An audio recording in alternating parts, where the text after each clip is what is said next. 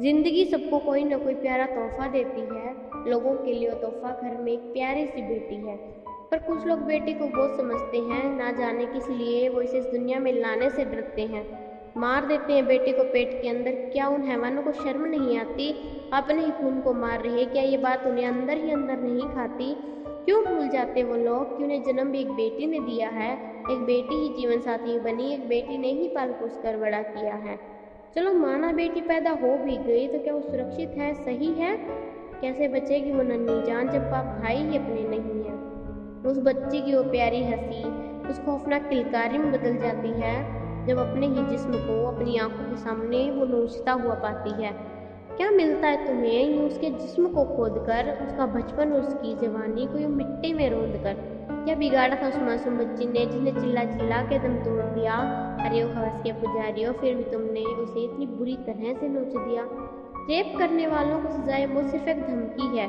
बच जाते वो रिश्वत देकर, क्योंकि उनकी कानून के साथ खूब जमती है। कभी कैंडल मार्च निकालते हैं तो कभी ब्लैक डे मनाते हैं। पर कोई एक बात बताओ, क्या इससे वो गैंगरेप के हाथ से सुधर जाते हैं? गैंगरेप तो दूर है, अब घर से ही लगा लो। कितनी सेफ है घर की इज्जत, तुम ही बता दो। जो बाप भाई घर की इज्जत को इज्जत नहीं मानते, वो औरों की क्या जानेंगे जो अपने ही बेटियों की इज्जत नहीं जानते। अब आई प्यार की बारी तो उसके भी क्या खूब चर्चे हैं। किसी से जाकर कहीं भी पूछ लो, सिर्फ धोखेबाजी के पर्चे हैं। सच्चे प्यार का दावा करके लड़कियों को होटल रूम तक ले जाते हैं और करके उल्टे सीधे काम उसकी वीडियो बनाते हैं। वही वीडियो उनके ब्लैकमेलिंग का सहारा बनती है और लड़कियों को मौत के घाट पहुंचाने का वो खौफनाक नज़ारा बनती है। एक बात पूछनी उन लोगों से कि इतनी गिरी हुई सोच के साथ तुम लोग रहते कैसे हो? इतनी बद्दुआएं और गालियां मिलती हैं, उन्हें तुम सहते कैसे हो? जिस्म की भूख को प्यार का नाम देकर उसे कमरे के बिस्तर पर बदनाम कर दिया और उठाकर लड़की की मजबूरी का फ़ायदा ओ हैवानों, तुमने उसे भरे बाजार में नीलाम कर दिया। करते हुए ऐसी दरिंदगी तुम्हें ज़रा भी शर्म नहीं आती? या तुम्हें तुम्हारी माँ किसी की इज्जत करना नहीं सिखाती? कुछ लड़के इस बात का सामना कर भी ले तो उनका रूप बदल जाता है। ना रेप करना और ना ब्लैकमेलिंग, सिर्फ करके खराब उनका मासूम चेहरा उन दरिंदों का काम निकल जाता है। जो बिस्तर पर इनकी भूख नहीं मिटाती, उस भूख को ये दरिंदगी का नाम देते हैं। डालकर उनके चेहरे पर तेजाब अपना इंतकाम लेते हैं। जलाकर उनके शरीर को तुम कौन सा बदला लेते हो? और जिस आग के झोंक में होकर उसे जलाया है, क्या उसे जलाकर वो भूख मिटा लेते हो? रेप, ब्लैकमेलिंग और एसिड से अगर बच जाए तो किस्मत एक नई मुकाम पर ले जाती है और लड़कियां कितनी भी मुसीबत से बच ले, एक नई मुसीबत अपने साथ वो खैरात में ले आती हैं। गरीब माँ बाप सोचते हैं हमारी बेटी ससुराल में खुश रहेगी, पर अनजान इस बात से कि दहेज के नाम पर वो दर्द मौत सहेगी। जिंदा जला देते हैं वो दहेज के लोभी। एक बात बताओ दरिंदों, क्या तुम्हारे घर बेटियां पैदा नहीं होती? दहेज पर कानून बनाकर सरकार बोली किसी को दर्द ना दिया जाए, पर नहीं रुक रहे वो जालिम। तो कोई जाके सरकार से पूछो उस दर्द को कैसे सहा जाए। जरा झांक के देखो पीछे, कुछ यादें पुरानी हैं, रोंगटे खड़े कर दे। एक ऐसी ही दर्दनाक कहानी है।